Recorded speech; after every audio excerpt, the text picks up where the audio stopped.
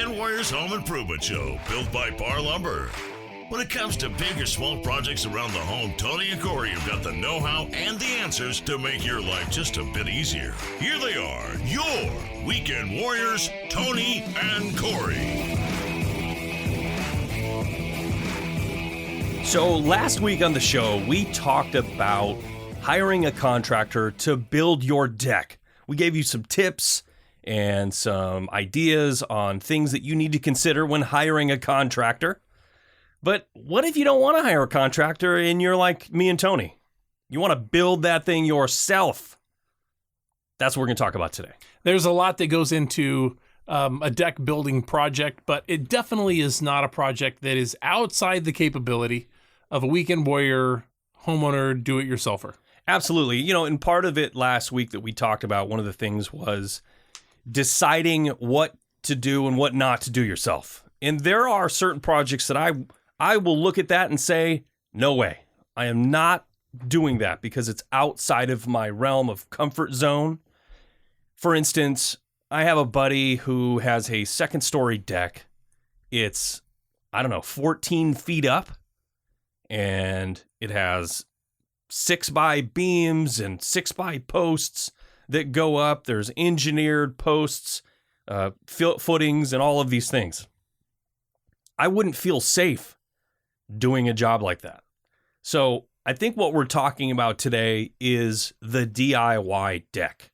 You know, the 4 to 6 foot off the ground deck with basic framing and basic decking, maybe some railing. I think that's what we're talking about today.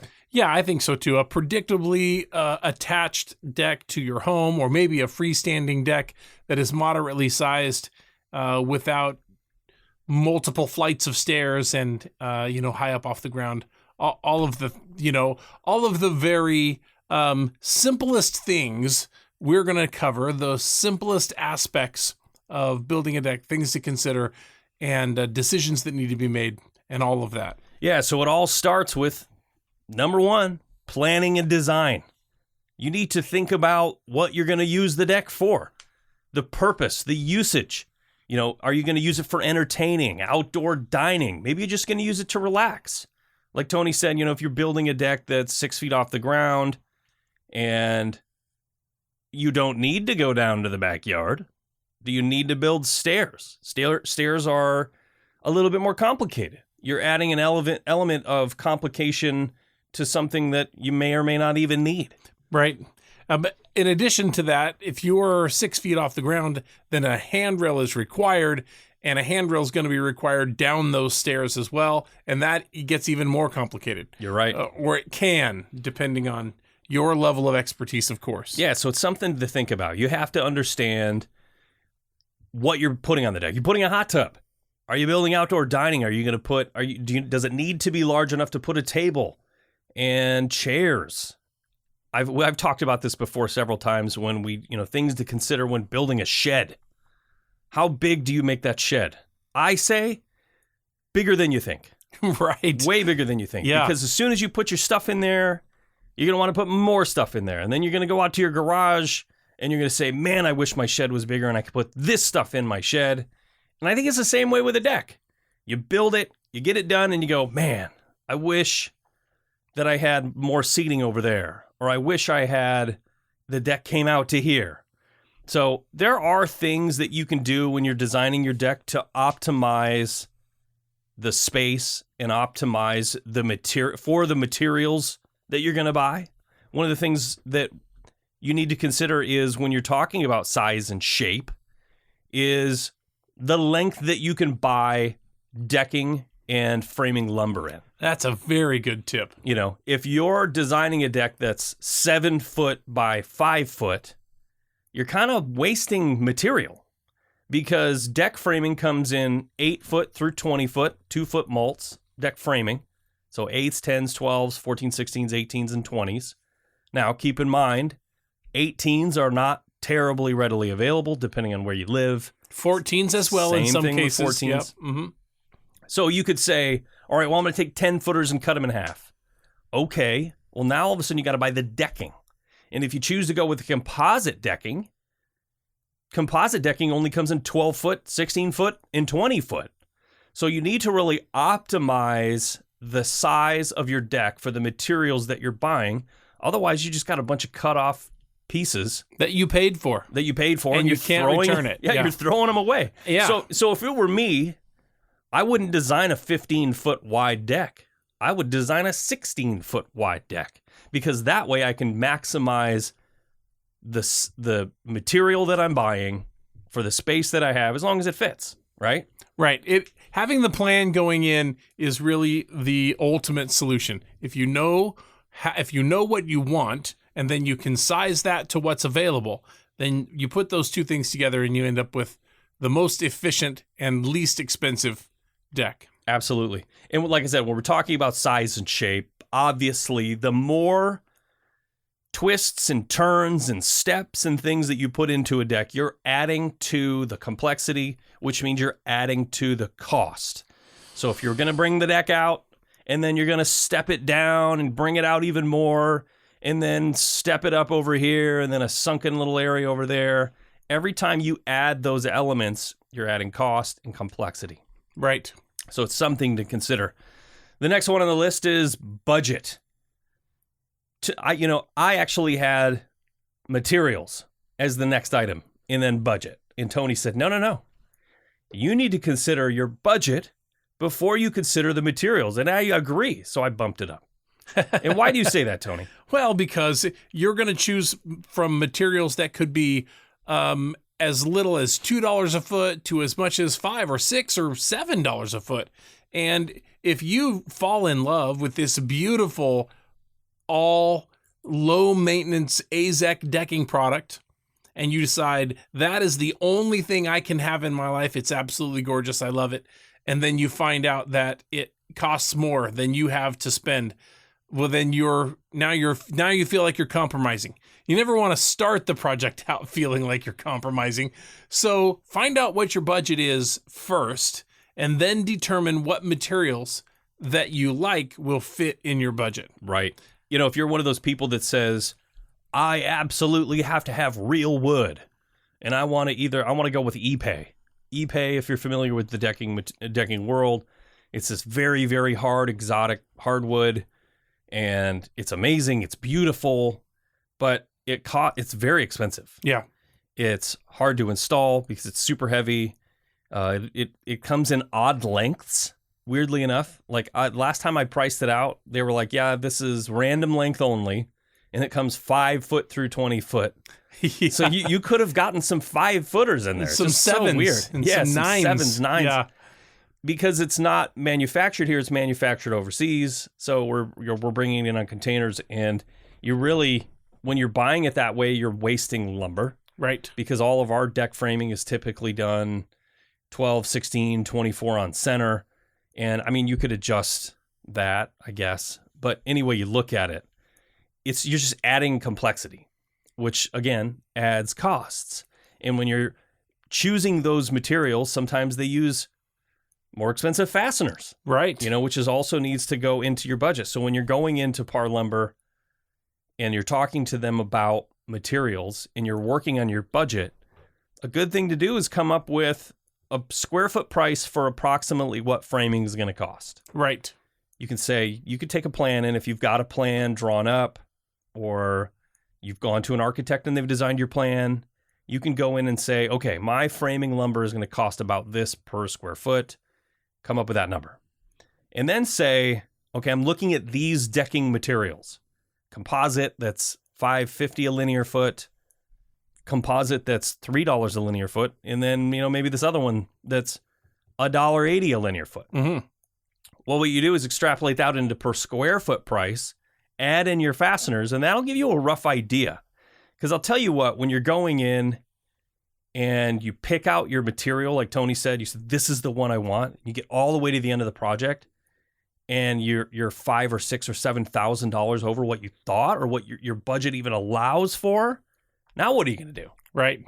Back to the drawing board. Yeah, you're kind of doing that whole process again. It's disheartening. It's very difficult. It really is.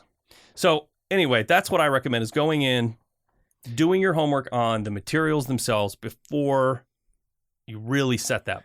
Right. And budget. just so that it's said at this level of the show here, at this point in the show, when you're budgeting for a deck with handrail and budgeting for a deck without handrail are not anywhere close to each other. No. The railing oftentimes is more expensive Than the deck. than the deck itself. So if you were going to do anything, if you have a budget or a square foot price and you figure out what it's going to cost you for your deck, just double it. Double that price, and that will get you probably mostly any rail that you want. Yeah, it's the world of railing is so crazy. There are so many different types of railing.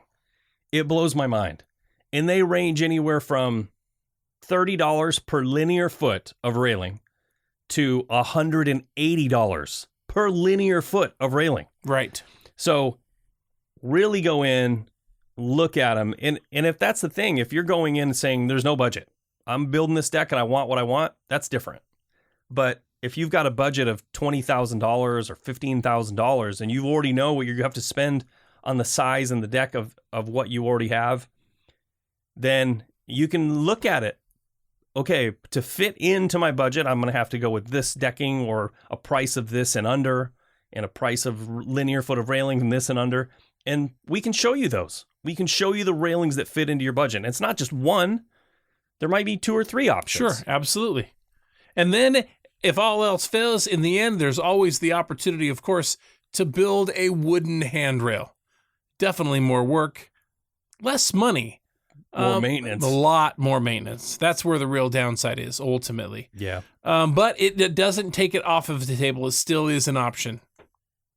Yeah, it's one of the least expensive per foot. Yeah, and the single most maintenance required. Oh, yeah. Yeah, it's challenging. I had this whole conversation with somebody because this was on a little vacation house that we're part owners with some family, and we were putting a new railing on this deck, and it was all 2x2 cedar picket, cedar post, cedar top rail, sub rail, bottom rail, all the stuff, and it was all painted, and it was just installed maybe 5 years ago. Really? So it looked pretty good, but it's near the beach and the weather is just unbelievably bad. So you have to maintain it all the time. Like he was saying you had to paint it every 2 years at the most. And we were talking, this was like 120 linear feet of railing. And I got into this argument because I'm like, I don't want to have to spend every other summer, 3 solid days painting the handrail. Painting handrail. Yeah. 3 inch or 4 inches on center, 2x2 cedar pickets. You want to talk about miserable. Yeah, miserable. So we ended up yanking it all out and putting in cable. Yeah. Smart. Very smart. That doesn't require maintenance. Very little, if anything. No. Yeah. Pressure wash. That's about it. All right. Last one in planning and design to consider is building codes. Whenever you talk about a deck that is over a certain height, and depending on the jurisdiction, usually it's like 8 feet. When you get to that height level, your deck has to be engineered. So you're supposed to go in with a set of plans, take it to an engineer. They have to engineer it. Then you have to take the engineering to the code, to the department, and get permits pulled on it so they can come out and inspect it. And it's not just that. There's a lot of other things, requirements for jurisdictions that when you're building or designing your deck, you should follow all of those building codes. And that's pretty easy. Usually you can call your local jurisdiction and ask them. There might even be a PDF that they can send you that gives you all of the requirements for your area. Yeah, it's helpful to know how far off the ground your deck can be before handrail is required. If you don't want to have to spend the money on handrail, and you're not tied to a specific height off of the ground, or if you were thinking about maybe having it where you step out of the house level onto the deck, but that's more than that minimum distance off the floor, maybe you think about putting stairs right there. 2 stairs or 3 stairs down to the deck from the house so that you don't have to put a handrail on it. That's all information you would get, of course, from your local building codes. Yeah, that's a good point. I mean, I think it's like 30 inches around here. So if you step out onto your deck and you're like, oh, I want it flush, I want to just step out onto my deck. And then by the time you get out to the end, it's 34 inches off the ground. Well, now all of a sudden you're looking at $100 a foot rail. Right. That you're adding $6,000 or $7,000 or $8,000 cost to your deck. Maybe it makes more sense to drop it down 12 inches and, like Tony said, add a step or two. And because every step is max, what, 7 7-inch rise, 7-inch rise, 11-inch step, run, or yeah, tread. Each tread is 11 inch. So, I mean, you could drop 2 steps and that's 14 inches right there. So you'd be well under that, right? Requirement. Yep. So just something to keep in mind. Mm-hmm. What's the next one, Tone? Okay, so we're moving on from planning and design to the actual construction of the deck itself. And of course, just like any structure, the first thing to be done is the foundation and the support framing that's underneath your decking. So the first thing you'll determine, of course, is how your deck is going to lay out. Where is it going to attach to the house? What part of the house is it going to attach to? And then the joists come out from the house, and those joists sit on beams that sit on posts that sit on footings.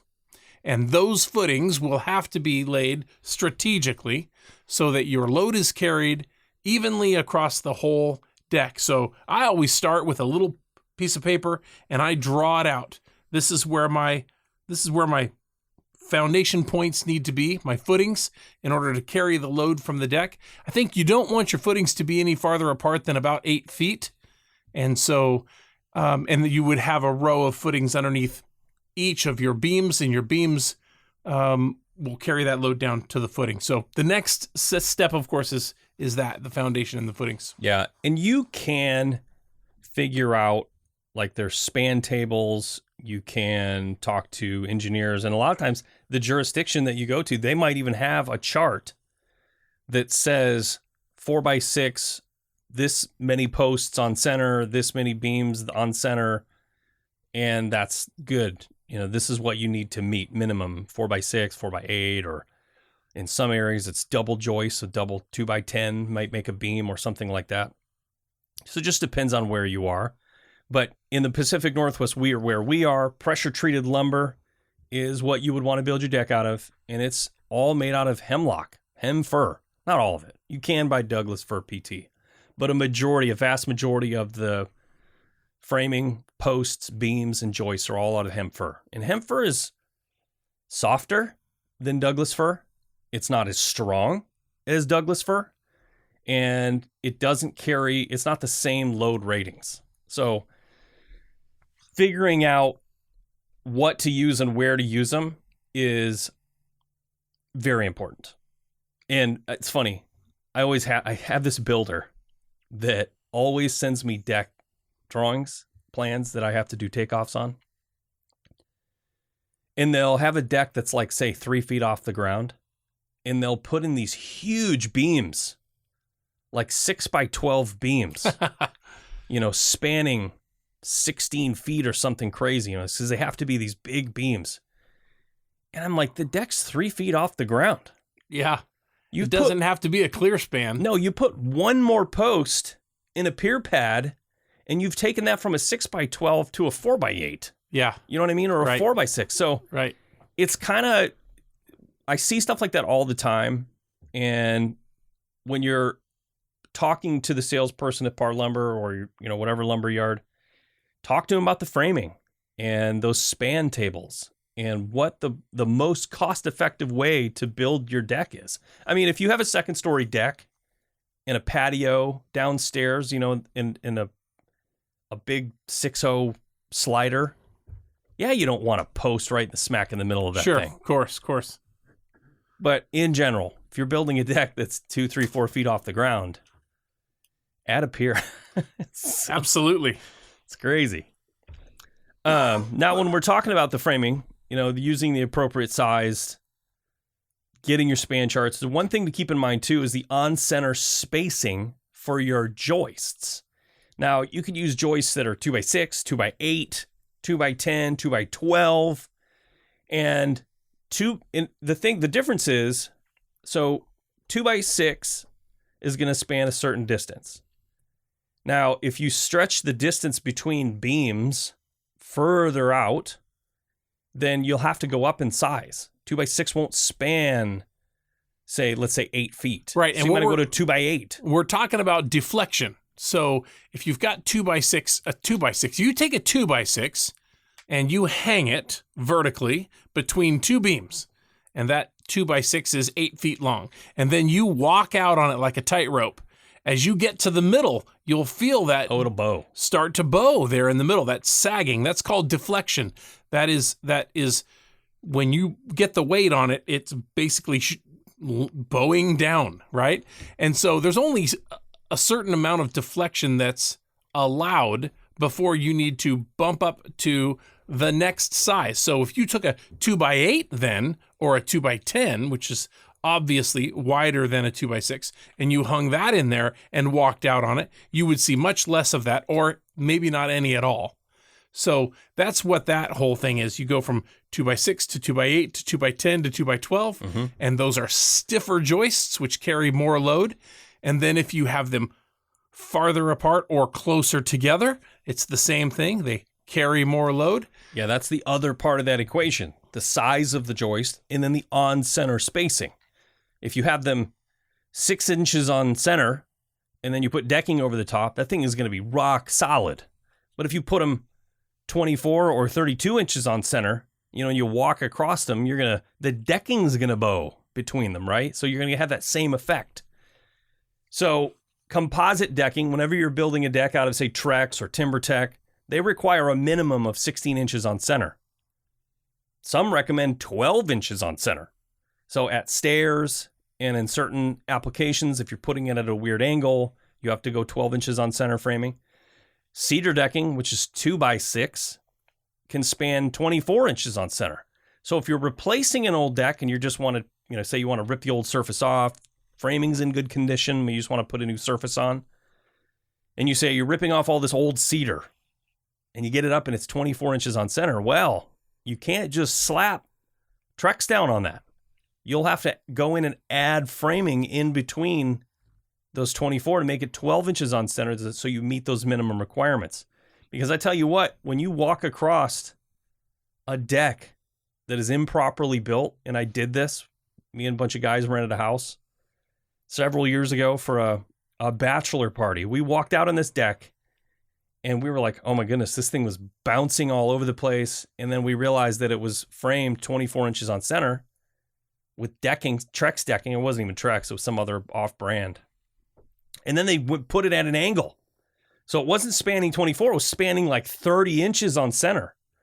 And one of our guys ended up falling through. Oh, man. I think I've told this story on the show before, but that's what I'm talking about. So it's just something to consider. On-center spacing when you're replacing or building new, sometimes the decking will determine your on-center spacing. Right. Yeah, you were mentioning earlier a little bit about hardwoods like Brazilian hardwood or Ipe. Some of those types of products actually do span 32 inches. Yeah. Whether you're going with a 1x or a 5/4 by or a 2x, those spans can actually grow. That's very dense, hard, expensive, beautiful, gorgeous wood. But just across the board, it depends on the product that you're using. Yeah. The other thing, Tony, with framing is when we're talking about railing, if you are installing railing, you need to consider the bracing and the blocking for where you're installing your posts, especially if you're putting in surface mount posts through the surface of the deck. You have to have adequate blocking underneath to accept the lag bolts or whatever you're lagging down into. Or if you're doing fascia mount posts, you have to have a thick enough beam on the outside to screw those into. And then we always recommend using Simpson Strong Tie DTT1Zs or DTT2Zs. You can look those up on Simpson Strong Tie's website. They're pieces of metal that will bolt through the blocking or the post and offer lateral support that makes it very, very strong. Because I don't know when you talk about that lateral load. So 500 pounds. Is it 500 pounds? Mm-hmm. So it's supposed to withstand 500 pounds when you lean against it. Right. And it's not just a 500-pound person, right? Right. Or a couple 200-pound people or whatever. You got to think about that thing like a lever. Right. So up at the bottom, you push on it. It's going to be a lot stronger until you get right out towards the top of that post. You're creating that lever action. So it's very important to get the proper block. And then add to that the potential for inertia. If someone is falling towards the rail or has been pushed towards the rail. Right. Rough housing. Yeah, a little bit. You never know what's going to be going on that deck. Football catching. Yep. Somebody hits that rail with a little bit of momentum behind them. And you reach that 500 pounds real quick. 100%. Last couple things is on that. We talked about the ledger board. You can use those DTT onesies there. One of the most shocking things that I've seen on old decks that were built are the way that they've been attached to the house. That's one of the most important connections. Attaching it to the house. The single most important connection, in my opinion. The ledger. People want to build these big beams out far away and put lots of hardware, and then I'll see them put little screws into the house. Or nails. Yeah. I've seen ledgers nailed onto the house. Absolutely, with a little 3.5-inch 16D. A nail not even long enough to reach the framing structure of the home. It's crazy. Yeah, unbelievable. And that, I've seen videos where people will get, a little graduation party up there and everybody will squeeze together and put 20, 30 people out on the deck and snap a picture and the thing collapses. Yeah. And just think about that. If you've got a deck that's 2 feet off the ground, it's probably not that big of a deal, right? But if it's 6 feet, 8 feet, 20 feet, yeah, you're talking about potential death situations. Yeah, not good. So, not a good situation. Properly fastening it, we recommend ledger locks. They're made by Fasten Master. They make a great product. You can get them in 3 5/8 or 5.5. So they go through the sheathing, through the ledger, through the sheathing, into the framing. You need to make sure you hit the framing on the inside of the house when you're installing a ledger. You can't just randomly pick a spot and screw it into the OSB or the plywood. It's very important. And then the last thing on there is the flashing. Got to make sure it's flashed properly as water sheds down the side of the house, hits that ledger. You need to have flashing over top of it, because if you don't, water is going to get back behind the ledger, in between the ledger and the house. That's right. It's going to rot out. That's right. That piece of flashing be like a Z shape. It pokes up behind the siding, depending on what kind of siding you have. Maybe you have to cut away your T111 siding to poke it up underneath there. Gets in behind the siding, and then the water runs down the face of it, and it covers over the top of the ledger, and the water runs off. That Z-shaped flashing, you know what they call that? Z flashing. Z flashing. Z flashing. Z-shaped flashing. Z-metal. Perfect. It's an easy one to remember.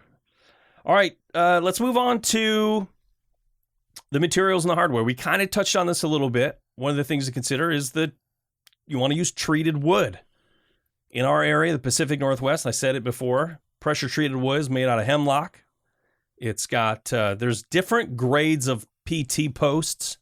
You can get ground contact, you can get in-ground structural, and there's agricultural. Yeah, agricultural. And what that means is there's different retention levels of the chemical inside that post.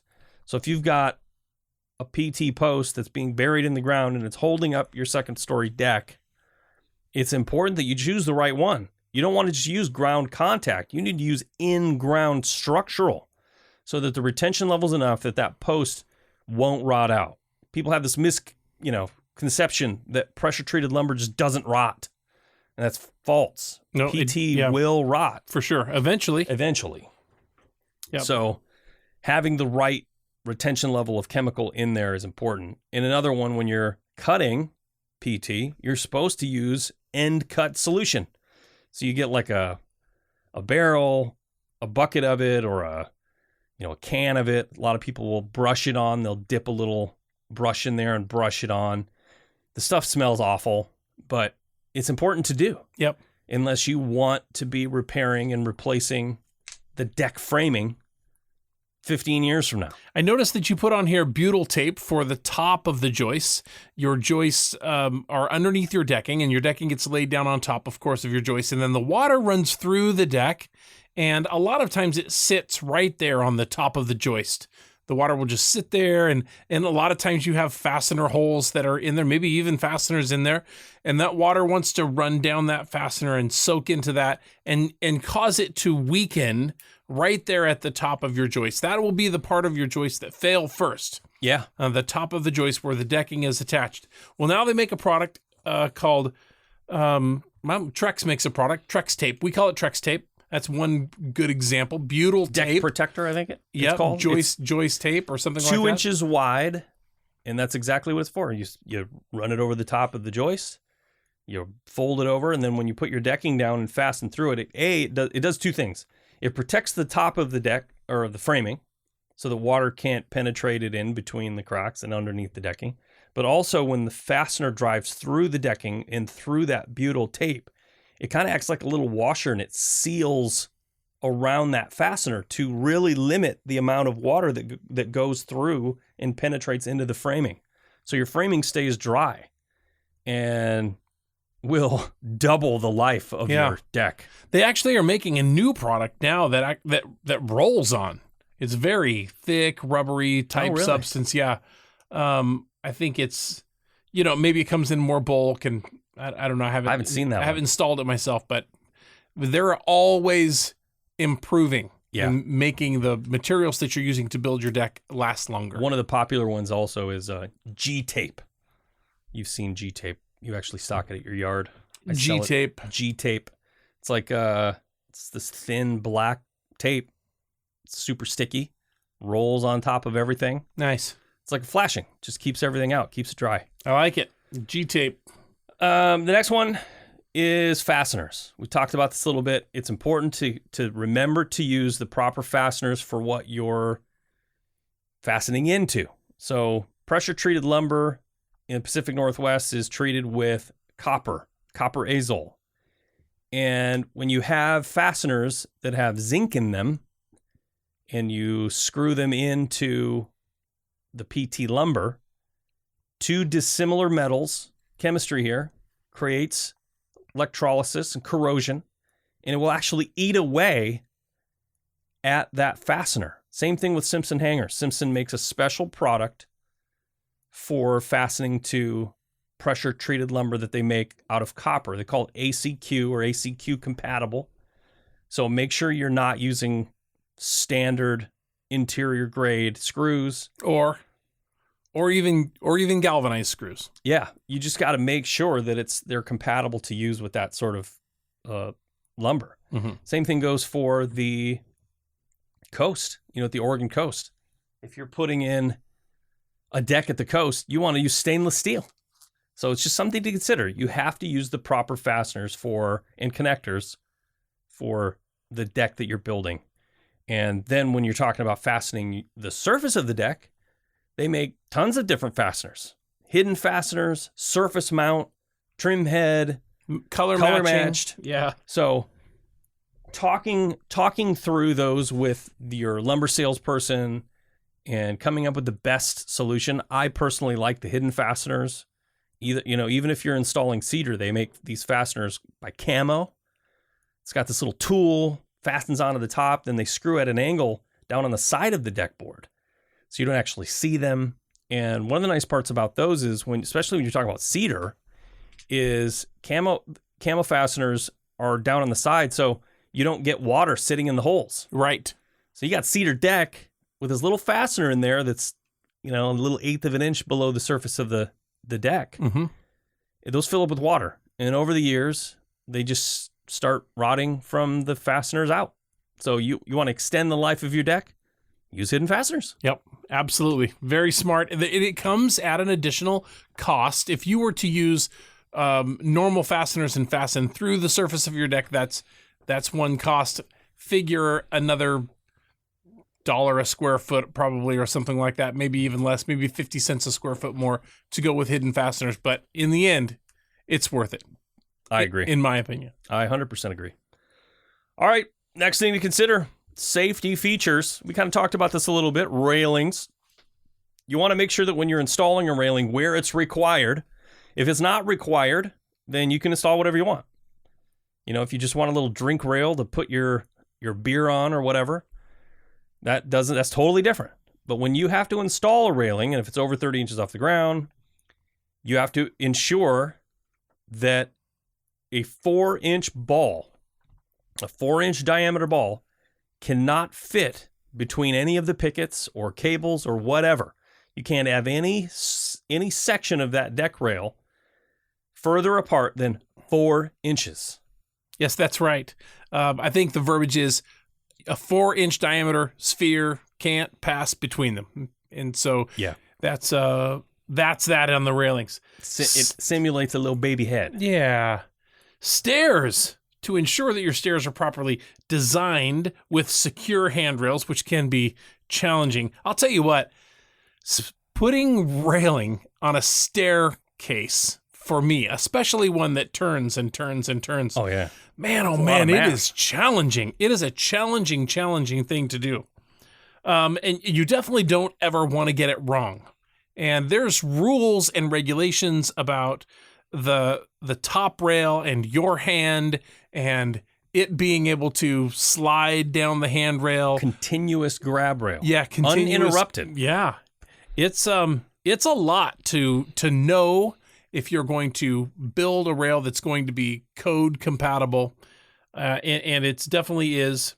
It can be a challenging thing. But here's something with treads. We talked about this earlier. Rise over run. When you're calculating steps, and stairs, and you're cutting them, there's a range you can have. It's like 6 1/4 to 7 inches on your rise max. That's allowable. And the tread is supposed to be 11 inches. Now, have you ever stepped on steps that did not meet that? Absolutely. And you almost trip and fall? You do sometimes trip and fall. Because you're like, what the heck? Your brain knows exactly how tall a step is supposed to be. And then you hit that one that's like 7 3/4, and you trip and fall on your face? Yeah. It looks like a normal height step, but then when you go to step, your toe hits it. Yeah. And when your toe hits it, your whole body goes forward. Face plant. Yeah. It's a very weird, or you're stepping down and you think that you should have already reached the bottom of the next step, and then your other foot is ready to move.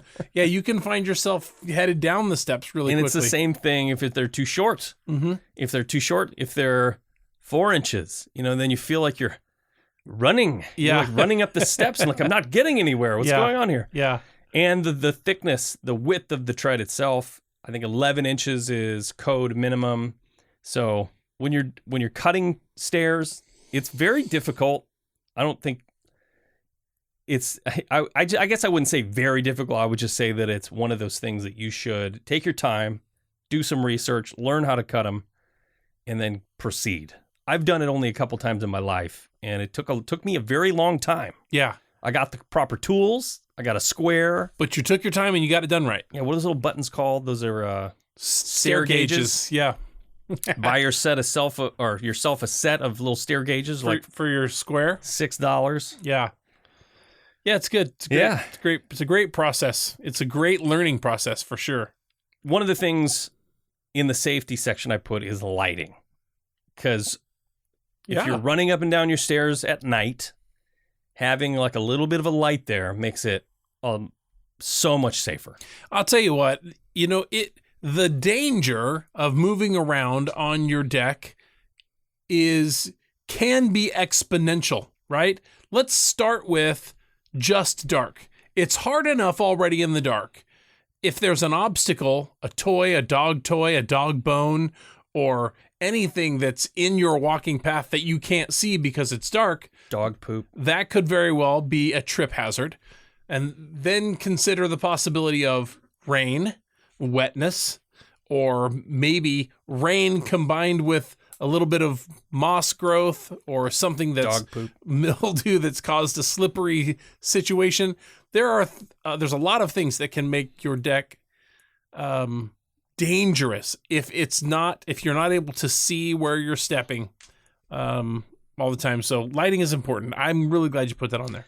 Yeah, my dog loves to poop on our patio. So I imagine if we had a deck, it'd be the same thing. It probably would. Sometimes you gotta turn the lights on and take a look. The next thing on the list, Tony, is the construction process. You know, when you're laying out your deck, you want to make sure that the footprint is set up accurately.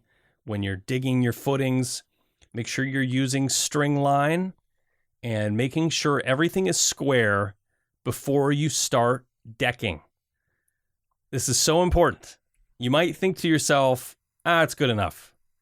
But I tell you what, when you're throwing down 20-foot deck boards and you get about halfway down and then you get to the end and you realize, oh my goodness, I need to cut a obtuse triangle out of this deck board to fit the last piece. It's miserable. Miserable. We've done it. Yeah, you and I built a small deck for your mother-in-law. Struggled with that thing, didn't we? I know. I feel like we had to unscrw the deck boards at one point. I mean, ultimately, in the end. Well, here's the thing: it wasn't attached. It was a. What do you call that? Freestanding. It was freestanding. Yep. So we just had the heck of a time. Yeah, we really did. And the fact that we were building it in relationship to a building that was, I don't know, 50 years old. Oh, yeah. And nothing was square. Yeah, nothing was square. So we definitely did have a tough time of it. We ended up, it stands today and it's beautiful. We did a great job, but it took us longer than it should have. Yeah, I think if we would have taken extra time to make sure that our footings and beams and posts were just all nice and square and straight and you string line, that it would have been a lot better. Right. I agree with that. Well, and partly too, I think what we did too is we buried the posts and we didn't wait. We did it all in one day. Right. We did it all in one day. We should have buried the post in concrete and then came back. Yeah. After everything was set up and dry and hard. Exactly. Yeah. Speaking of the pouring concrete, I'm just going to jump in here really quickly with this one. Notable that that there is a frost line in the ground, and there is a recommendation to make sure that you dig down below the frost line, because if you don't get down below the frost line, then you can get heaving, which causes that to move all of that stuff around that's in the ground because it's not below the frost line. Have I got that right? Absolutely. No, heaving is not good. I grew up in Michigan, and we would have to put our fence posts and deck posts 4 feet down. And here it's only 2 feet. So in Portland area. 4 feet down to get below the frost line? Yeah. Because if you built a fence and you just put the posts 2 feet in the ground, oh yeah, the ground would just spit it back up. Within a couple of years, the whole thing would be laying down on the ground. Basically. Yeah. And I'll bet you it's probably the same in Eastern Washington and Central Oregon, Eastern Oregon. Sure. Where it gets down in the snow and cold. I'm sure it's the same thing over there. But here in the valley, it's 2 feet. 2 feet. So yeah, you make a good point there. Next thing in the construction process is the tools. Make sure you have the proper tools. And, we could probably talk another hour about all of the tools that you would need. Oh, yeah, yeah. But it always is a good opportunity to go and buy a tool that you don't have. Since you're building the thing yourself, you're saving all that money, you can afford a new tool. Agreed. There's always a new tool for that project. Definitely going to need a tool. That's when I stopped doing home projects, when I don't need any more tools. Well, when you got all the tools that were available, you just stop. I don't have to buy any more, so stop doing it altogether. That's when you start. That's when you start buying tools for me. You see, when you got the tool already, I'm amassing them for when my kids need help with their houses. Just going to give them all the tools they need. I'll just show up. Dad shows up. Hey, proper drainage is also notable in this instance. You want to make sure that the ground underneath your deck after you've built your deck is grading away from the home so that you're not going to get pooled up water underneath there. It's very important. It's going to be out of sight, out of mind, and you're not going to be seeing it or you're going to have no relationship with that ground underneath this deck unless it's high enough off the ground that you can get under there. And you need to make sure that you've properly treated the ground underneath. Drainage for 1. 2, also, you want to make sure that you've gotten it covered with a black poly or something that's keeping moisture from coming up out of the ground into the bottom of your deck, and also other foliage from growing underneath there. That's just going to cause havoc underneath the deck. Yeah. You want People it to don't be realize that cool and dry underneath there. sun will shine through your deck, through the cracks, and as it's moving across the sky, you'll get tons of grass and weeds growing up through your deck. Right. Yeah. You definitely don't want that. That's not good. Yep. All right, now down to the nitty gritty, the finishing touches. The last thing, you've got the deck framed, you've got it decked, you've got the railing built on. Yep. You know, there's just a few more finishing touches that you have to consider. If you've gone with wood, you said, I love the look, the smell of wood, I want to go with that. Now you got to keep in mind the maintenance schedule. You need to think about what you need to do to protect that wood. A lot of cedar that you buy is not kiln dried. Cedar decking that you buy, especially here in the Pacific Northwest, you're going to buy is going to be green. Well, they recommend letting that season for at least a year before you put a coat of sealant on it. So don't do it this year, do it next year. If you do buy kiln dried, then it's okay. You can seal it right away. But you want to use some penetrating oil. If it's gone too long and it starts to grade out, you can buy some wood brightener, clean it up. But you want to keep a good quality sealant on that thing if you want to extend the life of it. It'll probably last a long time, but it's going to gray out. It's going to get slippery. It's going to look kind of crappy. Yeah. I mean, you might be restaining, cleaning, letting it dry, and restaining maybe every year. At the very least, every other year. Depending on what product you use, absolutely. And depending also on, what you've got going on around your deck. If you have tall trees and it's very socked in and, it's getting a lot of foliage, then it's going to require more attention. If it's out in the open and the sun is beating down on it, all year long, it needs a different amount of attention. Mm-hmm. So every situation is a little bit different, but make sure that you are fully prepared for what you need to do to keep your deck in tip-top shape. That's right. One of the things I talked about earlier is lighting. One of the finishing touches on any deck is electrical. If you're considering putting on lighting or you want to have some sort of deck lighting out there, maybe some speakers or whatever, time to think about that. I would probably consider that before framing, so that if you need to run any conduit or anything like that under the deck, it makes it a lot easier to take care of that beforehand. And the last thing on the list, Tony, is decoration. Furniture, planters, any of those sorts of things. A table, chairs, umbrella. Have you accounted for that in your budget? That's the question. Or does it have to wait until next year's budget? Might have to. I mean, that's the very fun part, going out to the store and finding all of the accessories that you're going to have on your deck that make it the most amazing place to entertain or just relax or whatever it is. But I definitely love the time spent on the back patio or on the back deck. It's awesome, especially this time of year. Yeah, outdoor living in the Pacific Northwest is nothing better. Nothing better. So, anyway, if you feel like we missed anything, let us know. Send us an email. We're at weekendwarriors@parr.com, PARR.com. If you know anybody building a deck, send them a copy of this podcast. Let them listen to it. Give us some feedback. Make sure you hit that subscribe button. Thanks so much for listening. Have a great week.